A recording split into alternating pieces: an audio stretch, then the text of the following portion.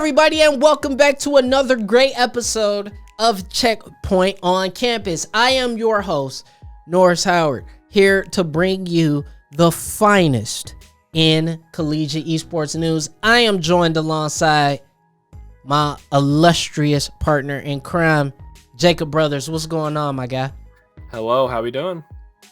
We're doing well, man. And, you know, we said we were going to set out and talk about more Rocket League this season on Checkpoint on Campus. And here we are, because Rocket League has been the only collegiate esports seemingly that has everything together and can do anything correctly.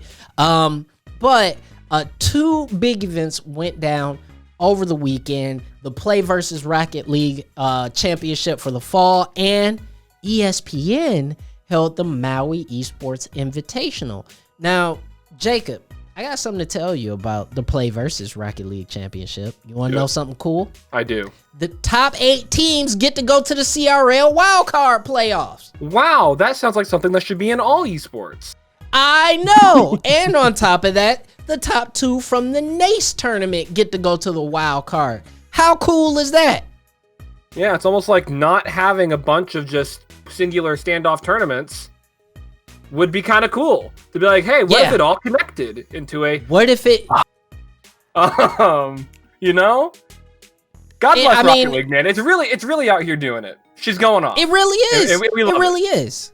It really is, man. And just so, in case you guys, you know, are unfamiliar, CRL is the official branded, run by the developer tournament. But to see that PlayVS and NACE, so the two sort of ancillary tournaments, all funnel at the end of the semester into the big tournament, makes a lot of sense. It gives more opportunities to more teams, but on top of that, it stops all the BS. It's so confusing to keep up with so much of this stuff. Even for us as the professionals who keep track of it, it's just good to see that. But 8 CRL spots were up for grabs with this particular tournament. And let me tell you something. It was the usual suspects. You already know. In the semifinals, we thought that Northwood was probably going to come out on top, but they ran into their arch nemesis Akron in the semifinals, and Akron actually came out on top. How crazy is that? I mean, that's pretty great for the sport, because, you know, Maryville didn't get much of that back when we were like, Maryville, this, and that. At least Northwood, they struggle sometimes, which is what you want from a winning team. You don't want them to win every game, no competition. Yeah, there's a back and forth between Northwood and Akron that's becoming a really cool narrative going into the CRL. Yeah, actual rivalry going into, which only doubles up because...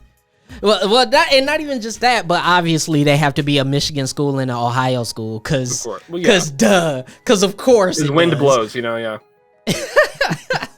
But, you know, Akron ended up eventually taking the entire tournament. They played Northern Virginia Community College in the grand finals, which, again, the collegiate space giving more opportunity to even these smaller schools. There is no way in the world you'd see the University of Alabama take on Alabama Southern Community College in a grand final of anything. So it's really cool to see that. But I'm going to say this, Jacob. I got some problems with the Maui Esports Invitational. And you should. I got some issues. Because here's the biggest thing. Before we get into it, Northwood went on to win, mostly because Akron was not there. But Northwood won out. They won pretty easily, which, again, only adds to this Akron versus Northwood narrative. But this could only be viewed on ESPNU. And as much as I love ESPN as a traditional sports fan, I am growing more concerned with ESPN's involvement in the esports space. Here's why I say this. We know that ESPN Esports, their journalism branch of covering esports, is now it's canned. It's over. Yeah. It does not exist anymore. And on top of that, CRL is getting strong viewership. I am trying to figure out where there is a line. Does esports, particularly Rocket League, even need ESPN at this point? What do you think, Jake? Well, it's really kind of a catch-22 because we talk about how we want more people to watch esports and we want it to be more legitimized. That's what every person in the back of their mind is like. It'd be great if, the older people thought esports were real, and ESPN is that avenue. But no one's going to pay to watch something that's constantly on Twitch, and the CRL is doing very well. And so it just doesn't really work. Because at the same time, the people who watch ESPN2, they don't want to watch cars hit balls into a goal. They don't. That's not what they pay money for. And as much as we want them to want that, they're never going to. And I mean, that's awesome that this is on TV and it's on ESPN2. Like, that's a victory for collegiate esports. But that's not where the people are. And no one will pay to watch Rocket League. They're not going to. And that's the problem is that, if it's on ESPN2, that means you have to have either the ABC, Hulu, ESPN package deal thing, Disney Plus package deal thing, or you have to go and pay for ESPN through a cable provider. Either way, the content is hidden behind a paywall. Yeah. And I'm sorry, in 2020, there is nothing about esports that needs to be behind a paywall. Not when they're trying to be in growth mode. When you get to a point where you got full saturation and 70% of people in the country say that they're esports fans, you can start putting stuff behind paywalls. Until then, I think Twitch needs to be your home, or whatever other streaming providers. Even YouTube is a better place for it than moving to ESPN, because ESPN is showing that they want to divest from esports.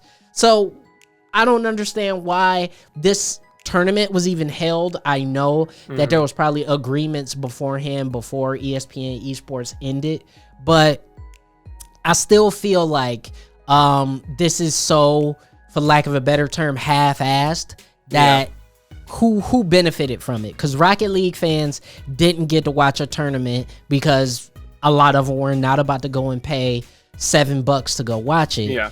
And the ESPN2 fans saw it as a novelty, probably watched it for about 10 minutes and then flicked it off and went back to watching meat sports.